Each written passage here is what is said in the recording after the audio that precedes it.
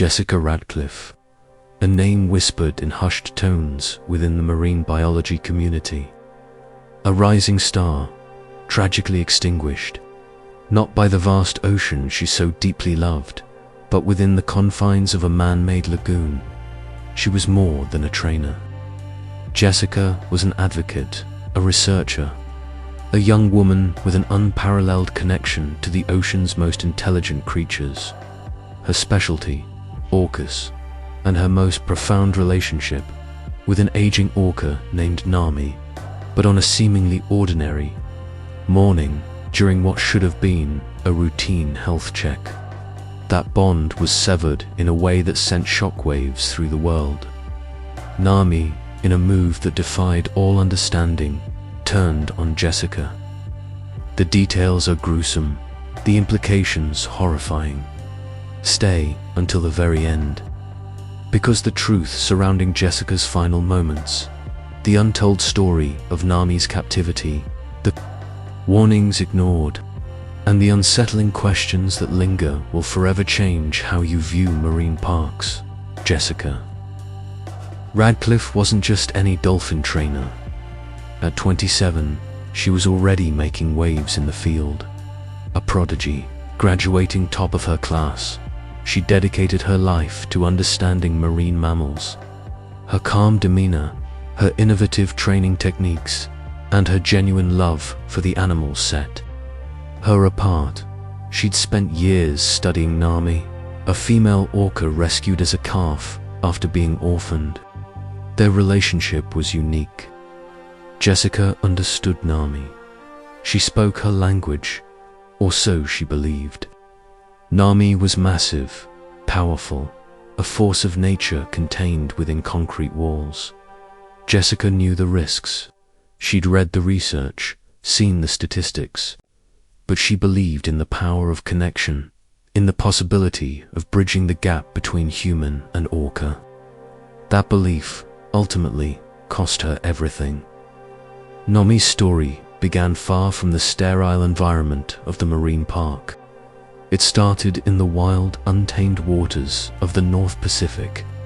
Ripped from her family to young, she never learned the complex social dynamics of orca society.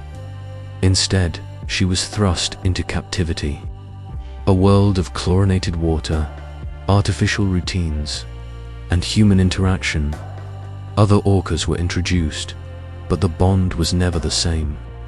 Nami was an outsider, forever marked by her early trauma. Confined, frustrated, and misunderstood, Nami exhibited behaviors that worried some trainers.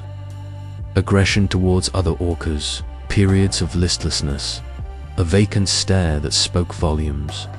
These warning signs were documented, but largely dismissed. The shows had to go on. Attendance numbers were paramount.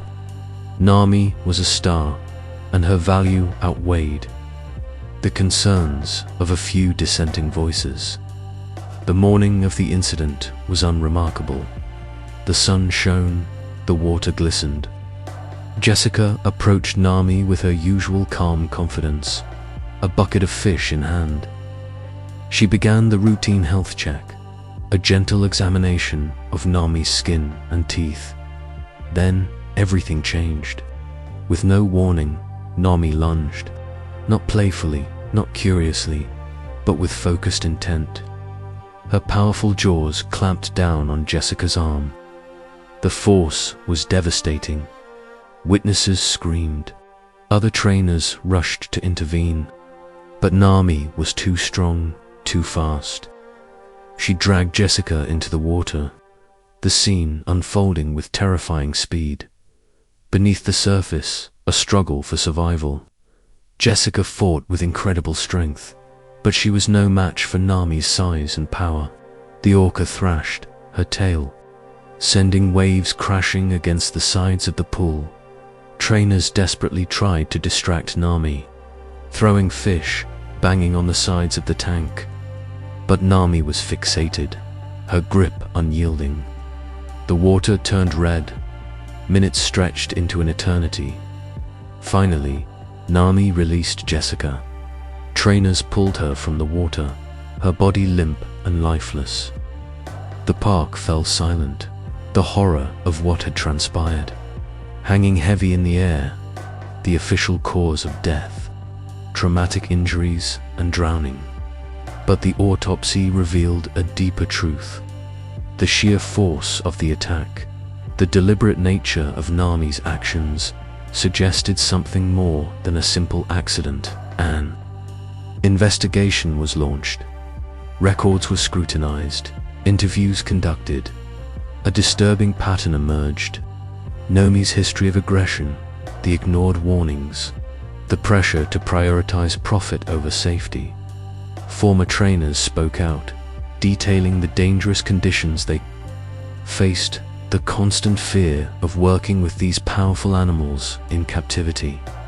They described a culture of silence, where concerns were dismissed and risks were downplayed. The documentary Concrete Tears exposed the dark side of marine parks, highlighting the psychological toll of captivity on orcas, the increased aggression, the shortened lifespans.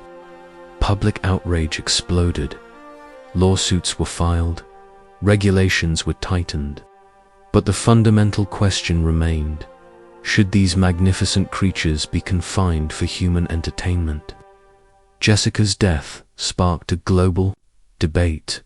Memorials were held, tributes poured in. She was remembered as a passionate advocate, a dedicated researcher, a young woman who gave her life to the ocean. But her legacy extends beyond the personal tragedy. It forces us to confront the ethical implications of marine parks, to question the cost of entertainment, to consider the rights of animals held in captivity. Nami was never the same after the incident. She was isolated, her interactions with humans severely limited. She lived out her days in the same concrete tank, a stark reminder of the tragedy that unfolded there. She died 5 years after Jessica. Jessica Radcliffe's story is a cautionary tale, a heartbreaking reminder of the complex relationship between humans and animals. It challenges us to examine our role in the lives of these creatures, to consider the consequences of our choices, and to strive for a future where respect and compassion guide our interactions with the natural world. If Jessica's story has touched you, share it. Demand transparency from marine parks. Support organizations dedicated to the ethical treatment of marine animals. Let her death be a catalyst for change, a step towards a more compassionate world.